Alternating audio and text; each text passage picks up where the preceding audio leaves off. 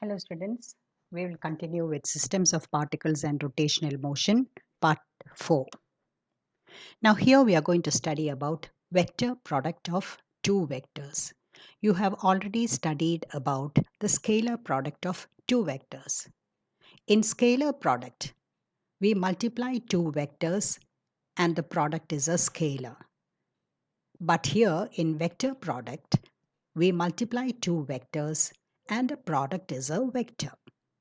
So when we get the product as a vector, that product will have magnitude as well as direction.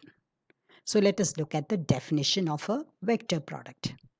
So if there are two vectors A and B, then the product is C, such that the magnitude of C is AB sine theta.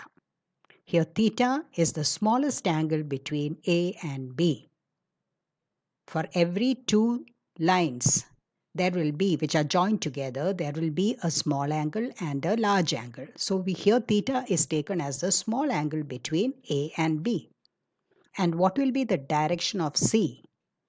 C is perpendicular to the plane containing A and B. That means if A and B lie in the same plane, then C will lie in a plane perpendicular to A and B. So let us explain it further by means of a diagram. So here we have a right-handed screw. So you can see at the bottom the head of the screw and at the top the tip of the screw. So at the head, at the bottom, at the head, we have drawn the two vectors A and B. And theta is directed from vector A to vector B in the anti-clockwise direction. So we are going to consider the turning of the screw in the anti-clockwise direction such that it turns from vector A to vector B. Now, where will the product C lie? Product C will lie in a perpendicular plane and upwards.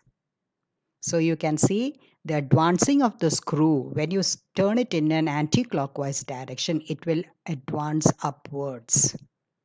So here we have a symbolic representation of the vector product C.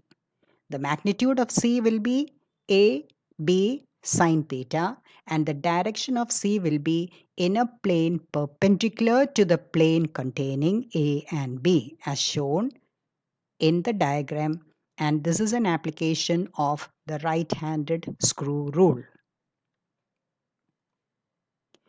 Now this is once again represented in a little more clear way. You can see the vectors A and B lying in the same plane. Let us imagine it is lying in the xy plane. Then C will lie along the x-axis and upwards if the direction of A to B is anti-clockwise. Now what happens if it is clockwise? If it is clockwise, then we will be rotating the screw in the clockwise direction and the screw will be moving downwards. Therefore, the direction of vector C will be in a perpendicular plane downwards. Now let us see some of the properties of vector cross products. The first property, vector product is not commutative. You know that scalar product is commutative, that is A dot B equal to B dot A. But vector product is not commutative. So A cross B is not equal to B cross A, but A cross B equal to minus B cross A. That is the first property. Second property, under reflection, what we call as mirror image. You know that under reflection, x-axis will be equal to a point on the x-axis will reflect on minus x. A point on the y-axis will reflect on minus y. And a point on the z-axis will reflect on minus z. Same way, vector A, the mirror image will be on minus A, and for vector B, the mirror image will be on minus B. So A cross B will be equal to minus A cross minus B, which is again A cross B. So the mirror image remains the same. Third property, distributive property. A cross B plus C equal to A cross B plus A cross C. The fourth property, null vector. When you multiply the same vector A with A cross A, these are two vectors we are multiplying. Since the angle between the same two vectors will be 0, sine 0 will be 0, so A into sine 0 will be 0, or A cross A will be 0. So from this null vector principle, we can explain the unit vectors. I is the unit vector. I cap is the unit vector along the x-axis. J cap is the unit vector along the y-axis. And k cap is the unit vector along the z-axis, as you very well know. So I cross I will be 0. Why is it 0? Because the angle between two similar vectors is 0. So sine 0 is 0.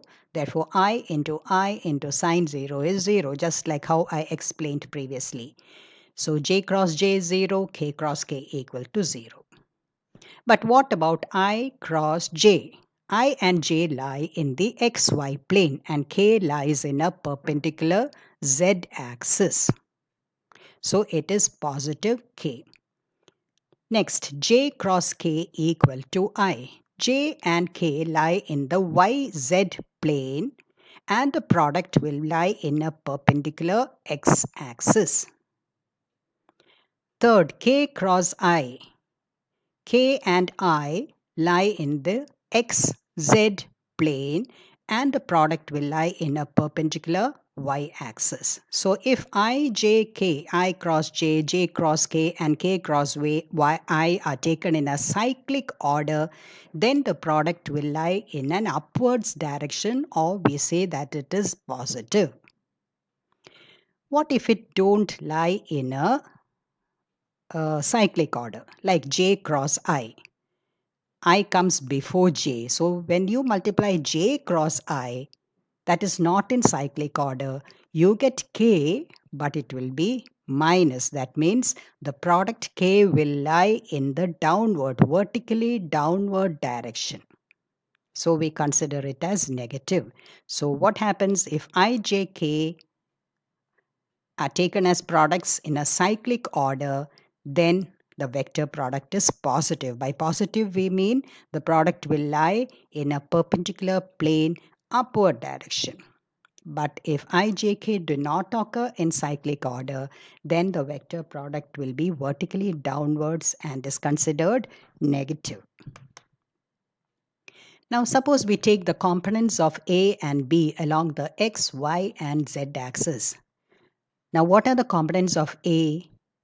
Components of A are AX, AY, AZ, and the components of B are BX, BY, BZ.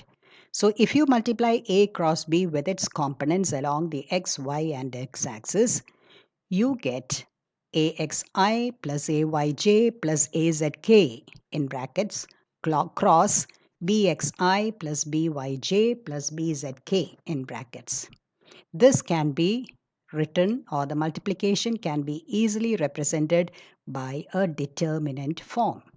So A cross B is equal to, the first line will be IJK, the second line will be the components of A, and the third line will be the components of B, and your product will be AY BZ minus AZ BY into I plus AZ BX minus AX BZ J plus AXBY minus AYBX into K. Next is angular velocity and linear velocity. Linear velocity comes in straight line motion and angular velocity comes in rotational motion. So here the diagram represents a rigid body in rotation about the z-axis. We consider the z-axis as a fixed axis. So the rigid body is rotating in this direction about that z-axis. So let us consider a random particle P at the position P. Now P is at a vertical distance, let's say R, from C, from the axis of rotation. All right. And when P moves to a new position P dash, if it moves to a new position P dash, then it covers an angle delta theta by delta t. Now limit delta t tending to 0. Limit delta t tending to 0 means that delta t becomes very small so that it is almost 0. Then delta theta by delta t can be written as d theta by delta t. And this is represented by omega. Omega represents or denotes angular velocity, instantaneous angular velocity of the particle at P. Instantaneous. We use the term instantaneous because we are considering a time delta t over there. But from circular motion, we already know that V equal to omega r. So particles on the axis, on the z axis, for particles on the axis, this direction, this value of r will be 0. For example, if the particle P lies on the axis, then r will be 0. So omega r will be 0. This proves that V is 0. That means the particle is not in movement, they are stationary and the axis is fixed. Angular velocity is a vector quantity. It has magnitude and direction. Magnitude is given by delta theta by delta t or d theta by delta t. What is the direction? So the direction is explained using this diagram. This is the head of a right-handed screw. And in the first diagram, it rotates in the clockwise direction. The head, as you move the screw, if the head rotates in the clockwise direction, then the direction of omega will be in a perpendicular plane as shown here. But if it rotates in the anti-clockwise direction, then omega will be in this direction, in a perpendicular plane and in this direction. So this diagram or this picture represents the direction of angular velocity. Now here we have a part of the diagram of that rigid body. So here we have R represents the position vector of P from the origin. And V is drawn tangentially. This is linear velocity which is drawn tangentially at the point P. It will be actually into the plane of the paper. Now R and omega will lie in the same plane. You can see omega is marked with dotted marks in a perpendicular plane from P. R and omega will lie in the same plane and V will lie in a perpendicular plane, in a different plane. V will be perpendicular to both R and omega because it is a vector cross product. V is equal to omega cross R. So V will lie in a perpendicular plane. So omega cross R can be written as omega cross OP. But if you take OP in a vector form, OP can be written as OC plus CP. Omega cross OC plus CP. Now applying distributive law, omega cross OC plus omega cross CP. But omega cross OC is 0 because omega and OC are parallel.